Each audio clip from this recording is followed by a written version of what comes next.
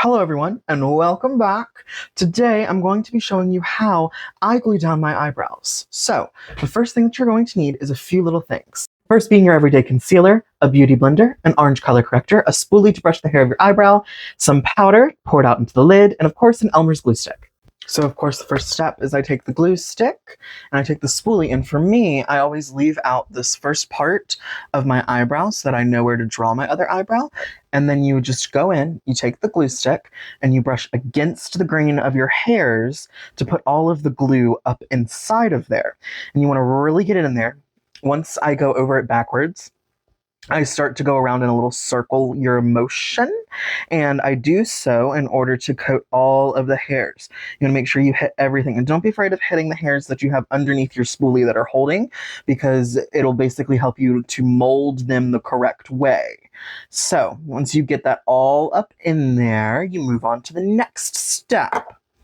Now that next step is you take the spoolie and you brush up all of the hairs so that they are pressed against your face, so that they are sitting upwards in an upward motion, so they have somewhere to go in order to be flattened and be able to be pressed down, because no one wants an oatmeal brow.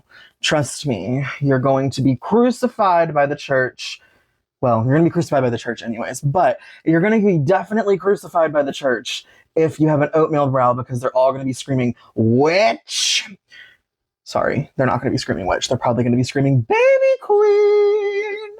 Okay, so I went ahead and I did the other brow off camera, but you want to do that on both brows. And one of the good things about using the Elmer's disappearing purple glue is that you can see it as it dries, which means that once it disappears, you'll know that it's dry. And then the other thing that I was saying about shaping it, if you get a little bit of glue into the part of your brow that you're leaving out, so you know how to draw the fake brow on, you can then use the spoolie to brush it in the opposite direction, which will keep it out of your way when you're doing the different layers. Now, your next step is that you're going to want to go back in and you're going to want to do 4 layers. Make sure that each layer is dry before you go in and do the next layer. Like this. So starting here would be layer number 2. You really just want to get all of that gunk up in there. Make sure it's nice, bright and purple. And then you go in with layer number 3. And we just keep gluing, gluing, gluing till you look like, your face is frozen. You can't act. And then there's layer number 4, the last layer. And then it looks like we've been permanently Botoxed. You'll never show emotion again. I actually just lied to you completely, but I cannot take this off. You're not supposed to do that first. What you're supposed to do is after the 4th layer, you want to go in and you want to grab a little bit of powder, and you want to just press the powder over the entire brow. And what it does is, even if there's any left over that's still wet, it'll cover it and it'll attach to it. And then once you do that, you take a big brush and you just brush off all of the excess powder, and then it's nice and it's set and everything's good there. And then you would go in with the color corrector.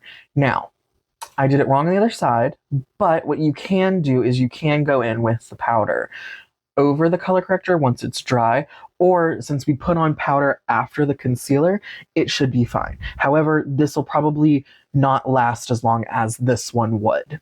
And so like I was saying, as long as it's still a little bit wet, you can go in and you can blend it down, the color corrector, if you want to just have a little bit of a smoother transition.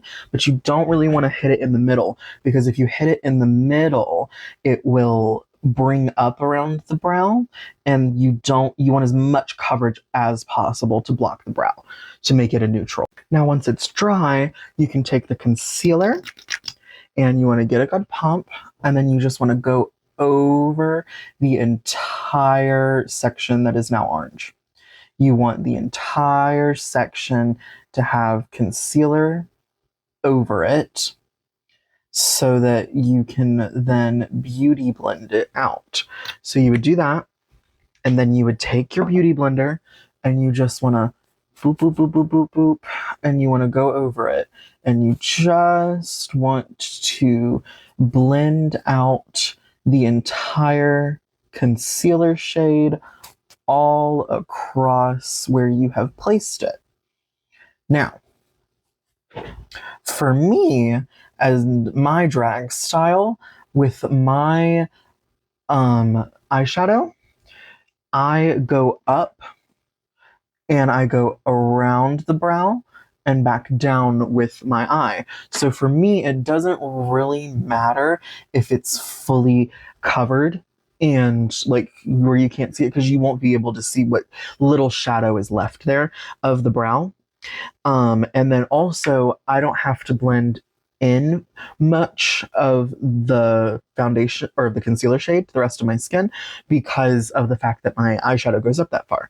Now, if your eyeshadow doesn't, what you're going to want to do is you're going to want to probably take your foundation after you cover your brows and do your whole base so that it's one color.